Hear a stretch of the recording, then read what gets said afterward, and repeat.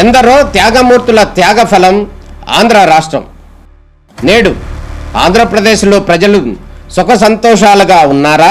ప్రస్తుతం ప్రజల మధ్య ఉన్న కులాల కుంపట్లు ఎవరి కోసం?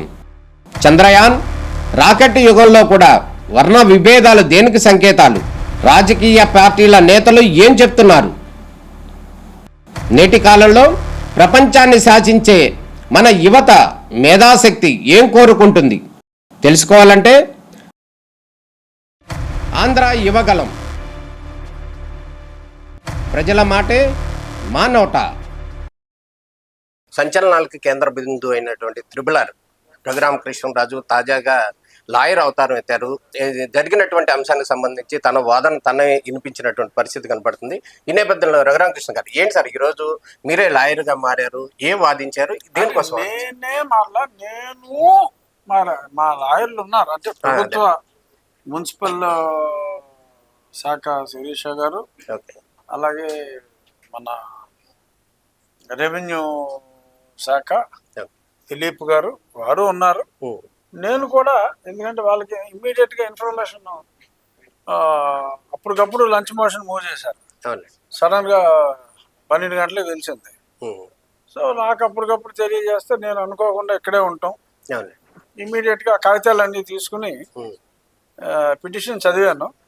ఇమ్మీడియట్ గా కాగితాలన్నీ నేను తీసుకుని I rush to the court. So కోర్టుకి వెళ్ళి వీళ్ళు మాట్లాడిన తర్వాత నేను న్యాయమూర్తి గారిని పర్మిషన్ అడిగి, as a public representative who knows the facts, so kindly allow me to submit my version అని చెప్పాను. నేను కేవలం శ్రావణ్ కుమార్ మాట్లాడిన దాన్ని సమర్థించా, అంతే. ఆయన మాట్లాడిన దాన్ని సమర్థించి అనుమతులు లేకుండా చేయకూడదన్నారు. చాలా కరెక్ట్ అది. మేము అనుమతులు తీసుకునే చేస్తామని చెప్పి అండర్టేకింగ్ ఇస్తాం. ఎటువంటి స్టే ఇందులో ఇవ్వాల్సిన అవసరం లేదు. ఆయన స్టే అడిగాడు. స్టేకి అవసరం ఉంది, ఆయన చెప్పిన పని చేస్తానని మేము అండర్టేకింగ్ కూడా ఇచ్చిన తర్వాత ఇంకా స్టేకి అవసరమే ఉంటుంది అని చెప్పి ఈ జస్ట్ కోర్టుకి ఇలాగ అనుమతులు లేకుండా కట్టకూడదు అని పిటిషన్ వేసిన ముగ్గురులో ఒక అతను ఒక చర్చ నడుపుతున్నాడు. దానికి అనుమతి లేదు, దట్ ఈస్ ద ఐరనీ అని చెప్పి కొంచెం ఓ మాట అనటం జరిగింది. డెఫినెట్గా ఇవాళ శ్రావణ్ కుమార్ ఆర్గ్యుమెంటు చర్చిలకి గూగుల్ తెప్పిస్తుంది. అంటే ప్రధానంగా అసలు ఏంటి సార్ మీరు వేసినటువంటి పిటిషన్ యొక్క సారాంశం? వాళ్ళు మెయిల్ చేశారు, మీరేం వాదించారు సార్? అదేనండి, వాళ్ళు అన్నది ఏంటంటే అనుమతి కడతానంటున్నారు, దానికి ఈ రోజు దాకా అనుమతి లేదు. సో కాబట్టి అనుమతి లేకుండా కట్టకూడదని స్టే ఇవ్వండి అన్నారు. స్టే ఇవ్వక్కర్లేదు, అనుమతి లేకుండా కట్టమని వాళ్ళే చెప్తున్నారు. అనుమతులు తీసుకున్న తర్వాత కట్టుకుంటారు అని చెప్పి కట్టుకోవడానికి మాకు ఇవాళ ఒక రకంగా కోర్టు పర్మిషన్ ఇచ్చింది. అనుమతులు తీసుకుని కట్టుకోమన్నారు. తీసుకోకుండా కట్టే ఉద్దేశం నాకే లేదు.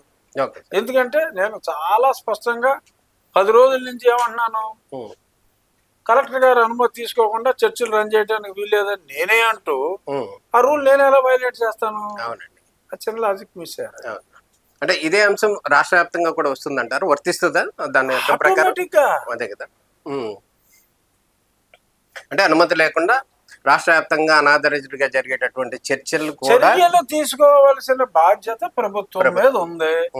ప్రభుత్వం బాధ్యత తీసుకుంటుందా, ఓట్ల రాజకీయం చేస్తుందా అనేది నేను ప్రభుత్వంలో లేను, సో నాకు తెలియదు. కానీ ప్రభుత్వం చర్యలు తీసుకొనని ఎడల శ్రావణ్ కుమార్ గారినే అడిగి, ఏమన్నా బాబు వీటి పర్మిషన్ లేదు, మరి పర్మిషన్ లేకపోతే మీరు గట్టిగా అరుగు చేశారు ఆ రోజు అని ఆయన కూడా కేసులు ఇస్తాం అని చేస్తానంటే.